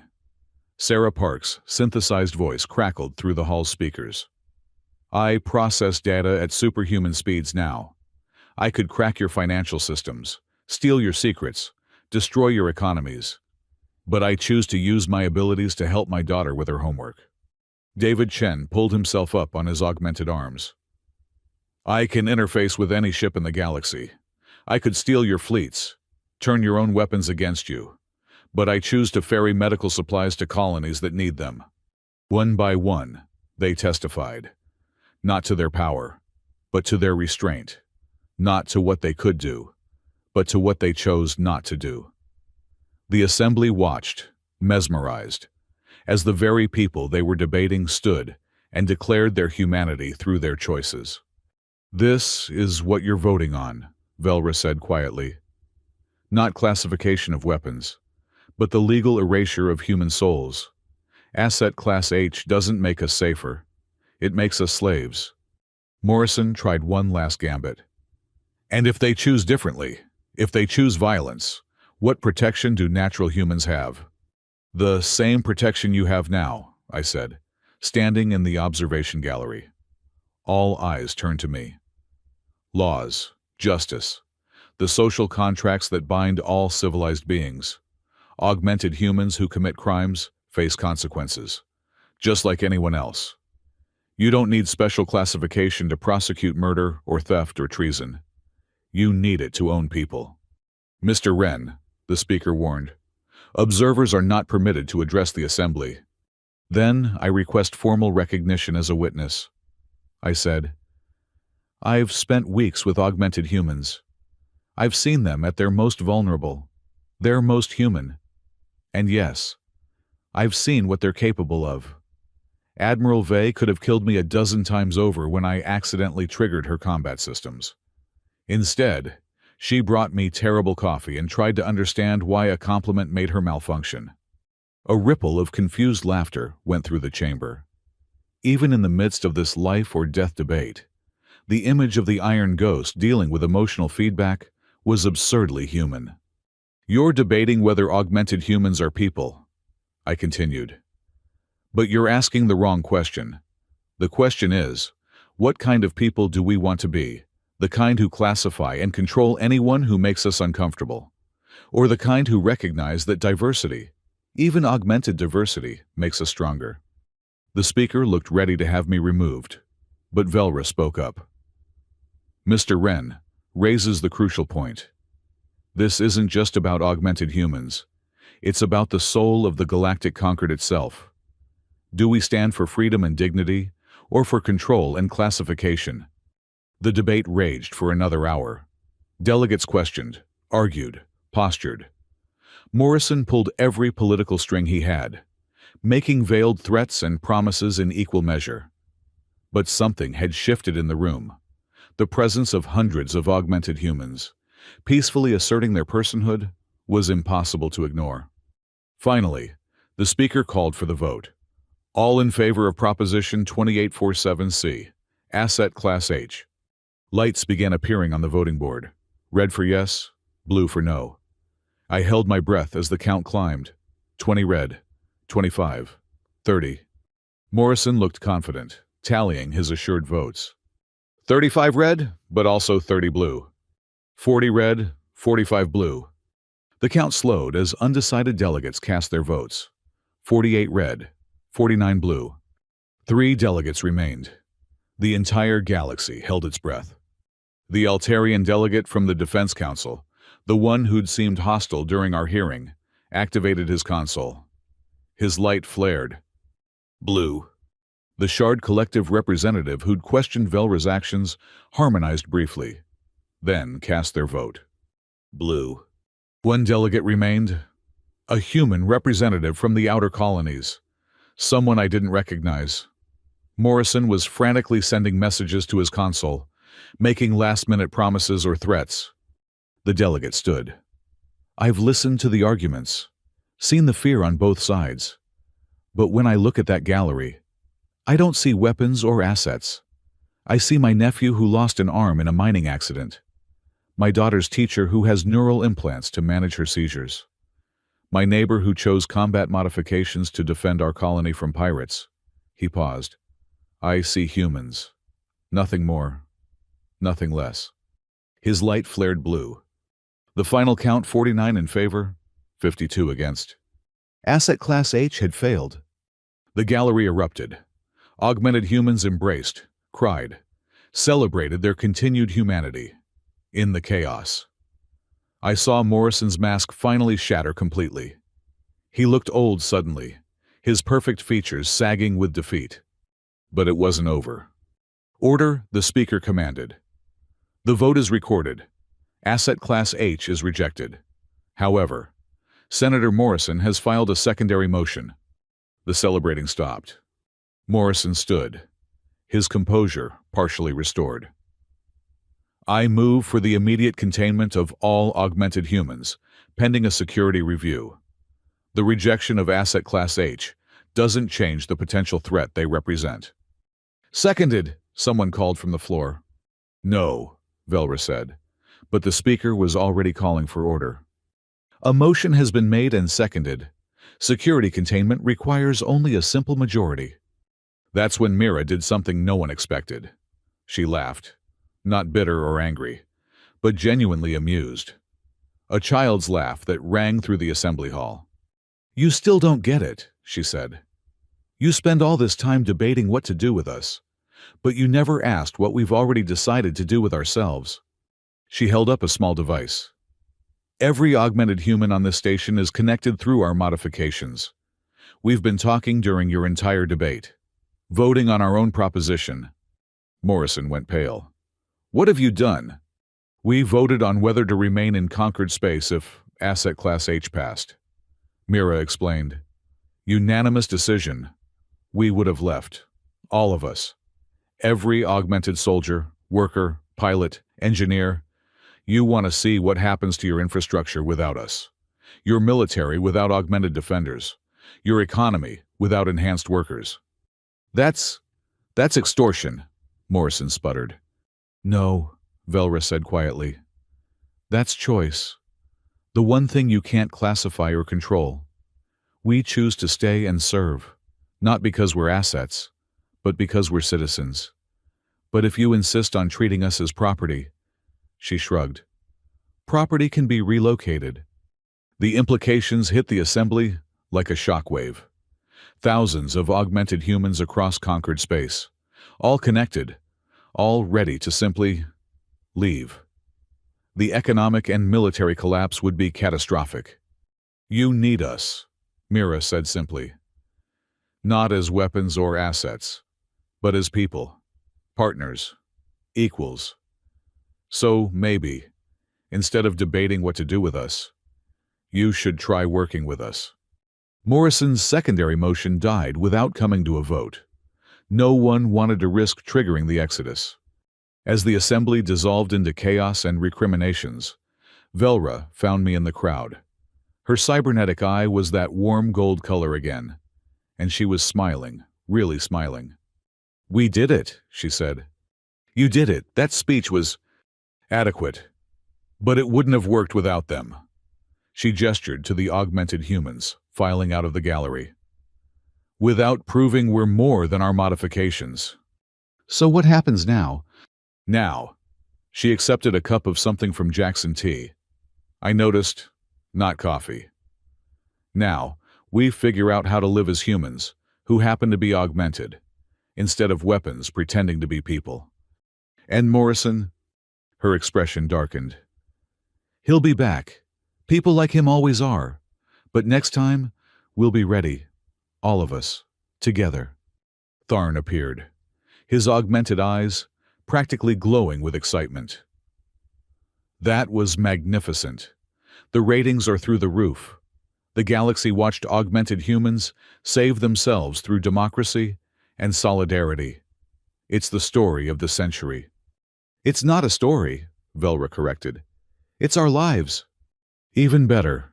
Real human drama. He paused. So, about that exclusive interview.